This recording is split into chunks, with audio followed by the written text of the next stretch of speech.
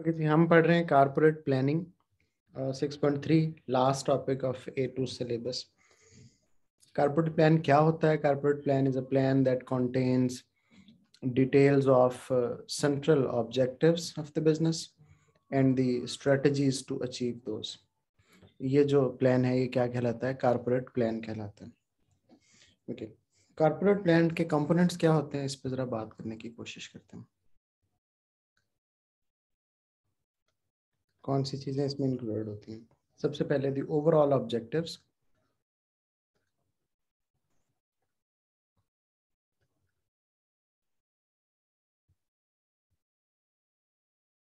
फिर उसके बाद the strategies that are to be used to meet these objectives। यहाँ लिखता हूँ मैं।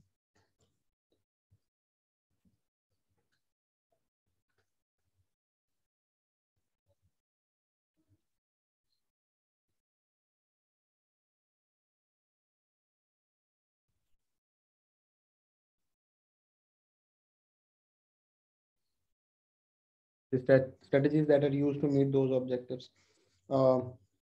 इनमें हम ये देखते हैं कि अगर हमने सेल्स ग्रोथ अचीव करनी है तो फिर हम क्या करेंगे, अगर हमने प्रॉफिट इंक्रीज करना है तो क्या करेंगे फॉर एग्जांपल। और उसमें हम चॉइस की टेक्निक्स को भी यूज़ कर सकते हैं। हम मिसाल के तौर पे एनसॉफ मैट्रिक्स को यूज़ करते हुए बताएंगे कि बिजनेस के पास एग्जिस्टिंग प्रोडक्ट को सेल करने में या डाइवर्सिटी करने में कितने रिस्क हैं और वो उससे अपने बिजनेस के ऑब्जेक्टिव्स कैसे अचीव कर सकते हैं। ओके, इसके साथ साथ हम अपने डिपार्टमेंटल ऑब्जेक्टिव्स को भी कंसीडर करते हैं जो हमने डिवाइड किए होते हैं बिटवीन द डिपार्टमेंट्स।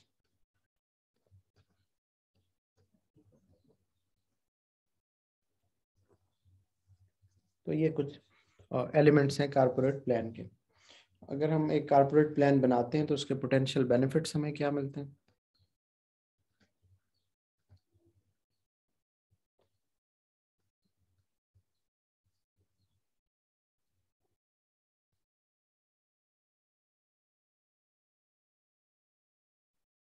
सबसे पहले तो as a result of corporate plan senior management अपने फोकस में, अपने प्लान्स में बहुत क्लियर हो जाती है।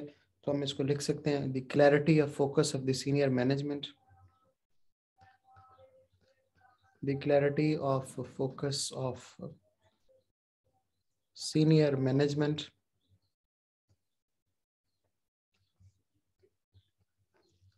Secondly, the plan helps to communicate the sense of purpose।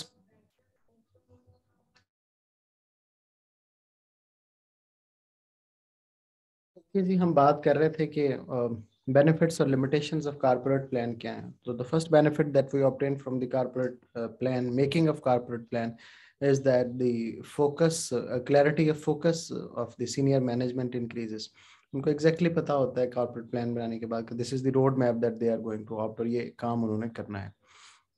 Similarly अगर हम प्लान बना लें तो उस प्लान को कम्युनिकेट करते हैं तो we communicate actually the sense of purpose to the people in the organisation, और वो फिर उस पर्पस को सामने रखते हुए अपने काम करने की कोशिश करते हैं।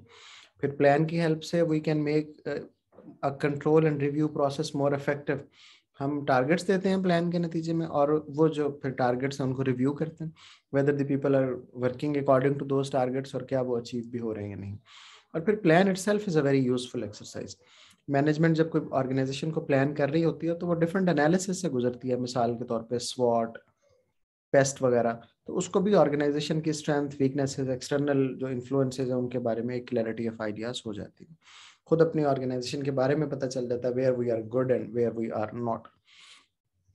और बहुत से लिमिटेशंस भी हैं। हम प्लान्स के बारे में कहते हैं कि plans are good if nothing changes.